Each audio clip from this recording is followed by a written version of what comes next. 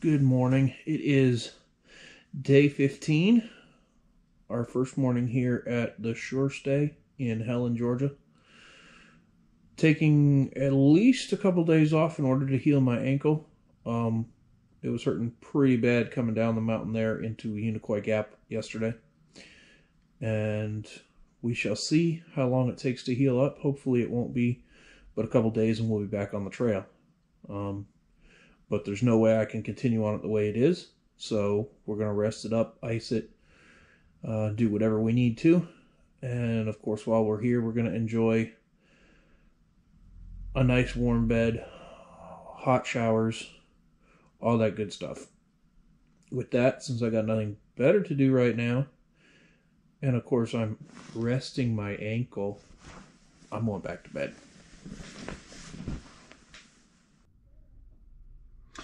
Alright, hey guys, so I wanted to show you a little bit of how Gutthooks works.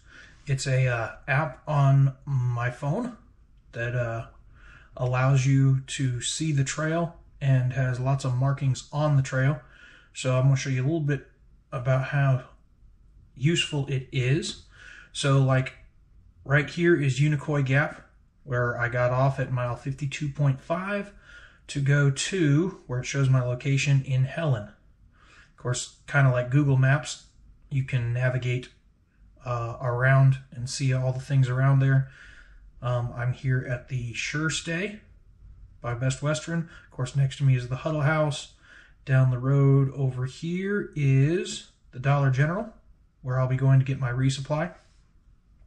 But it's a great little app in that it shows you exactly where you're at. The nice thing is, unlike Google Maps, this does work while offline as well. So you don't have to be using data. But the good thing is, or the best thing about it, is that let's say back here at Unicoi Gap at mile 52.5, when we go back there on Monday morning, if I click any point ahead up here, let's say, where's the next shelter? So we're going to click on the shelter here, Tray Mountain Shelter. It'll show me exactly the elevation of it, what mile it is, 58.2, how far ahead it is. Of course, right now it's showing the 13 miles as well that we are off on Helen. So it should be about 6 miles ahead as opposed to 19.2 miles ahead. But then the cool thing is it shows our elevation too. So we're going to go up 5,682 feet, and then we're also going to descend 5,059 feet. So we're going to be making more of an ascent up than we are down, although not by much. But the cool thing is, if we go back to the gap where we're going to be at, if we scroll ahead to just the next water point here, you can see there's 2 water points. So if we zoom in on those, we can click on it. One is a stream. They're both streams. So let's click on that first stream and see what it says. About says just crossing a stream. Under the comments, though, as of Tuesday, February 9th, Hayden 3312 put that it's flowing. You can see here at this tent site called the Cheese Factory site. Let's see. It was a 19th century dairy farm. Let's see. Comment-wise, spectacular site. Fantastic spot. Fits 10 sites. Plenty of suitable trees for bear lines. Quite windy last night, so depending on how cool it was, it may or may not be a greatest place to stay, since apparently it does get windy there. The water here is, as of September of 2019, was totally dry. So it looks like 2019 was a dry year, especially in the September months. As of August 8th, the last person that commented said the creek was flowing good.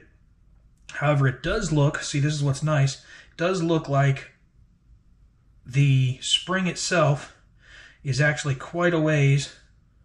Okay, so it's only 1/10 of a mile, so it's not too bad, but it is off the trail. You can see the red is the trail going here. You can see the tent site there, which is the Cheese Factory site, and the creek itself is on the other side of Tray Mountain Road. So it looks like you'd have to hike about 1/10 of a mile to go get the water. So that would be good to know coming up, that if we have enough water, maybe we would want to wait till the next water site or make sure and get plenty back here. That way we can not have to go off the trail in order to get water. Of course, a lot of your mountains are marked. There's Tray Mountain, and of course it would tell us a little bit about it. Reaching the summit is a rocky outcropping in the Chattahoochee National Forest. So just a nice collection of information that this gives us, especially with the comments. Let's see. Good view, big campgrounds, shelter in good condition, water source 3/10 of a mile from the shelter, and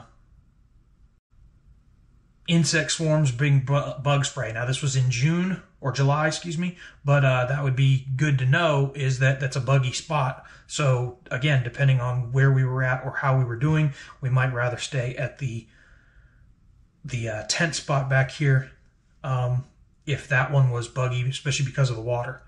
That's just a little bit about the Gutthooks app here, and there's a lot of trails on here besides the Appalachian Trail. You get the PCT, the CDT, Colorado Trail, the Florida Trail, I believe the Lone Star Trail as well. If we go here, yeah, there we go, the Arizona Trail, Baxter State Park, Benton Mackay Trail, Buckeye Trail. So there's just a lot of trails on here, and all that information, even the Camino in Spain. But a lot of information here that gives you options as you go throughout the day. And then, of course, like we are now, if we go to our location, it shows us in the town. It has a few things marked, such as the post office down here, or one of the favorite inns, I guess, the Baymont Inn, the library where you can use for Wi-Fi if you can't otherwise.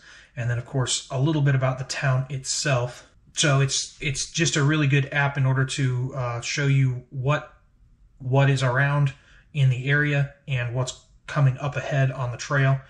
And I think that's about all I'm going to show you on this app. If you have any more questions, let me know in the comments below, and I'll be glad to answer any of them that I can.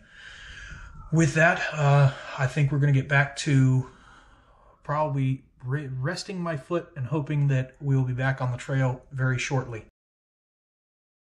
All brooks and trees, all skies and seas, each with me.